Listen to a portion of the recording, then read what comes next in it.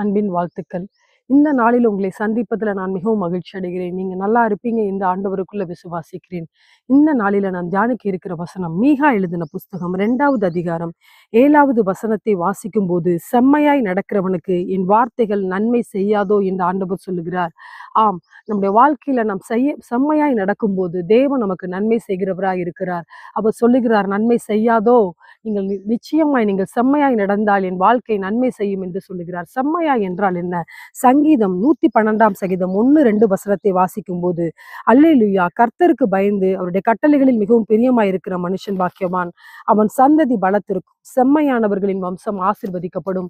நாம் செம்மையாய் நடக்கிறது என்றால் ஆண்டவருக்கு பயந்து அவருடைய கட்டளையின்படி கீழ்ப்படுகிறவர்களா இருக்கும்போது நிச்சயமாய் நம்முடைய வாழ்க்கையில் அவர் நன்மை செய்கிறவராய் இருக்கிறார் என்று பாதத்துல பார்க்கிறோம். இந்த நாட்களில ஒருவேளை ஏதோ ஒரு ஆசீர்வாத குறைவுகளோடு ஏதோ ஒரு காரியத்துல சோர்ந்து போய் இது நடக்கவில்லையே என்று இருக்கிறீர்களா? நாம் இந்த நாளில ஒரு பொருத்தனை எடுத்துக்கொள்வோம். ஆண்டவருக்கு பிரியமாய் செம்மையான வழியில நடக்கிறவர்களா இருக்க தீர்மானத்தை எடுத்துக்கொள்வோம். அவருடைய கட்டளையின்படி அவருக்கு பிரியமான வாழ்க்கை வாழுகிறவர்களா இருக்க நாம் பொருத்தனை எடுத்துக்கொள்வோம். நிச்சயமாய் அவர் நமக்கு நன்மை செய்கிறவராய் இருக்கிறார் என்று வேதத்துல பார்க்கிறோம். நாம் அப்படி செய்யும் போது அவர் நிச்சயமாய் நம்முடைய வாழ்க்கையில நன்மை செய்வார். நாம் சோர்ந்து போய் இருக்கிறீர்களோ, நன்மை இல்லை என்று குறைந்து போய் இருக்கிறீர்களோ, இந்த காரியம் எப்படி நடக்கும் என்று இருக்கிறீர்களோ, அவருடைய வார்த்தையின்படி கேட்டு அவருடைய கட்டளைகளின்படி செய்கிறவர்களாய் நிச்சயமாய் இருங்கள். ஆண்டவர் உங்களை ஆசீர்வதிப்பாராக.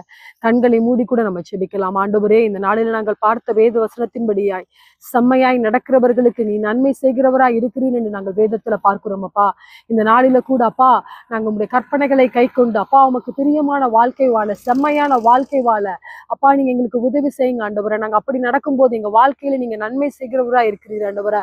அது மாத்திரமல்ல ஆண்டவரை, எங்கள் குடும்பத்தை நீங்க ஆசீர்வதிக்கிறவரா இருக்கிறீர் என்று நாங்கள் பார்க்கிறோம். அப்பா, இந்த நாளில நன்மை இல்லாமல் அப்பா கஷ்டத்தோடு கூட சோர்ந்து போய் இருக்கிற ஒவ்வொருவரை நீங்க தேற்றுவீராக என்று நாங்கள் செபிக்கிறோம் ஆண்டவரை.